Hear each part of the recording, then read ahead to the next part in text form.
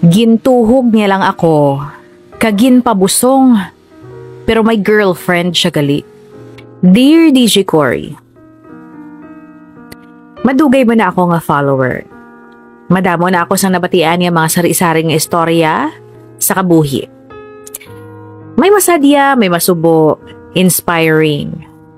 Kag ini man ang nangin way para magka-guts ako nga i-share ang akon nga experience sa kabuhi. Tani makapulot sang leksyon ang mga followers mo. Itago ako sa ngalan nga Lenlen, 35 years old, single mom. When I was 28 years old, nagka-boyfriend ako, taga-iban nga Banwa. 5 hours travel, cousin siya sang friend ko. Itago to siya sa ngalan nga Jerome.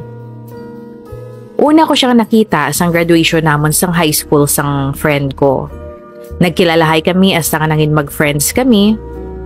But that time, may boyfriend ako, gani hindi siya big deal sa akon. Years passed, may natabo sa boyfriend ko nga wala ako gin-expect. Nakapabusong siya sang iban nga babayi. Co-worker niya sa abroad.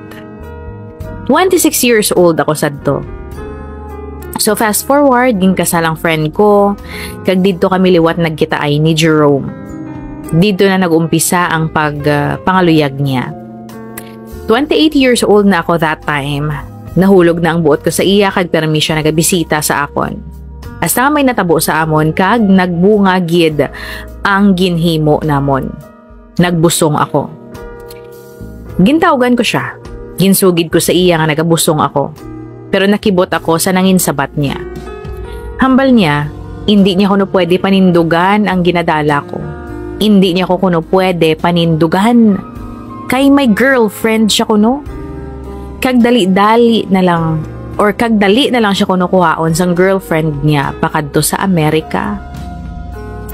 Kag ang pinakamasakit sa tanan nga ginhambal niya sakon, ipahulog ko kunong bata. Wala ako nagpasugot sa gusto niya nga matabo.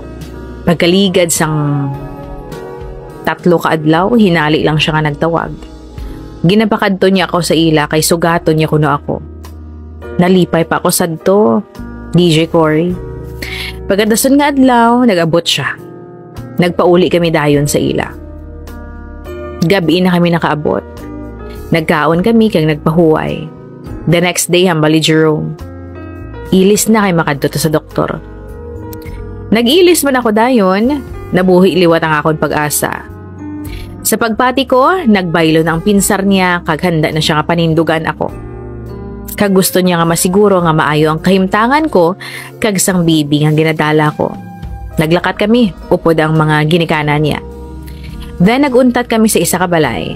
Ang abi ko, balay ato sang paryente nila. So nagsulod kami sa balay kag may nagbaton sa amon nga isa ka may edad nga babayi. Ginpamangkot niya ko. Pila ka weeks na ina. Nagsabat man ako dayon nga 8 weeks, ma'am. Then nakibot ako sa mga ginhambal sang babayi. Dali pa na ako aon Hinali lang ko gindakop sang kulba.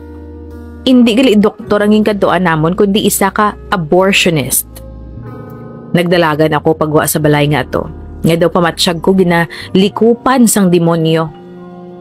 Wala ko kabalo kung di na ako makadto basta sige lang dalagan ko, lakat, dalagan, lakat, samtang inauyatan ang tiyan ko, kag samtang nagahibi ako. Grabe ang kasakit ngayon batsyag ko. Ginpatiyog lang gali ako ni Jerome sa iya mga palad. Asa nga may isa ka babae nga nagpalapit sa akon. Sa iya ako namangkot kung di na ako makasakay pa Banwa. Ginbuligan niya man ako, gintagaan niya ako sang direksyon hasta nga nakaabot ako sa balay. Didto, ginhambal ko sa nanay ko nga nagabusong ako. Nagabusong ako kag gusto ipahulog ni Jerome ang bata. Naga-expect ako nga grabe ang akig sakon. Pero hinali lang ako ginkupaan sang nanay ko. Ginkupaan niya ako sang sobra kahugot. Kaghambal niya, hindi gid ako magpasugot. Kaya ang pagpa-abort is ka pagpatay sang inosente nga kabuhi. Isa ini kadako nga sala sa Dios. Kagdugang pa sang nanay ko, hindi ko na ako magkabalaka. Kay mabuligay kami sa pagpadako sa bata. Pabakuron ko lang kuno ang buot ko kag magbalik sa Dios. Magpangamuyo kag magsalig sa iya. Wala ako may nahimo sa adlaw nga ato kundi ang maghibi sa nanay ko. Nagahibi ako sa kasubo tungod nakilala ko kung ano klase nga tawo si Jerome kag ang pamilya niya.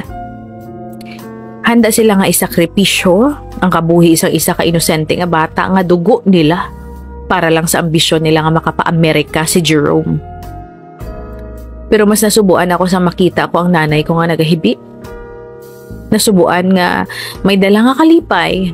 Tungod may nanay ako nga handa ako batunon. Bisan pa nagsala ako sa desisyon ko sa kabuhi.